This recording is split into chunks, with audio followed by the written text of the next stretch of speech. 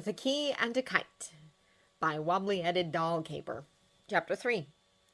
Angelica looks at him like she can see down to his bones, and he feels the feather-light touch of another mind on his. It's almost unnoticeable, unless you have had the training in espionage that comes with working in military intelligence. "You will never be satisfied with such a small touch," he says teasingly. "I'm sure I don't know what you mean," she says smoothly. "I can shield what I need to," he says, running through the drill Heracles had taught him to throw up a wall in his mind. "You can look more closely." He leans in, smiles, kisses her hand as if he hadn't just offered such intimacy at a public ball. She does look, and she's stronger than he had realized, pulling out memories of his childhood. He flushes with embarrassment. His education, his ambitions.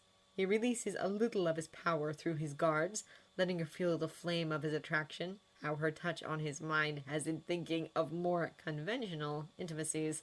She blushes a little. "Conventional," she says, recovering enough to tease him. "I have been admired for my looks before. I would have thought you could value a woman for her mind." "You would be an excellent agent against the British," Alexander says. "I would have thought you could value a man for his wits rather than his past." "What's past is mere prologue, especially in our nascent country," she returns, glancing over his shoulder. "Given my knowledge of you, will you let me change your life?" "Lead the way," he says. "A pleasure to meet you," said Elizabeth Schuyler, and Alexander didn't advance to where he is without being able to take a hint. When Alexander meets Eliza, he's attracted to her, but he's attracted to many people. She has fine dark eyes, a sweet smile, and family money. He's not immune to any of those charms, nor to the charm of Angelica's sparkling wit, nor to 100 other beauties. He keeps a tight hold on his power. His control was hard won. In his first few months in New York, his hunger or his loneliness could pass through a city street like wildfire. He knows that using his power to attract a woman would be dishonorable, and to his pride it has always been unnecessary. He writes to Eliza after the ball, and she to him.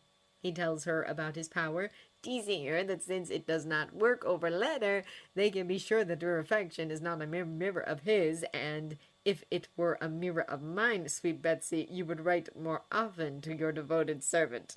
She, in return, tells him about her power, and he feels a rush of relief and desire so strong he cannot trace it to a source. He only knows that mere affection is not enough to encompass his emotions any longer. It's a hasty marriage, although not unusual by the standards of wartime. Much later, he realizes what Angelica must have seen in his mind that first night, lurking beyond his own reach. His mother died in front of him. He saw his cousin's body after a suicide. He grew up with the slave ships in port, and so he knows with wretched intimacy the specter of disease.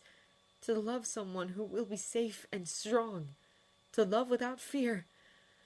What a gift he has in Eliza. What a glorious gift.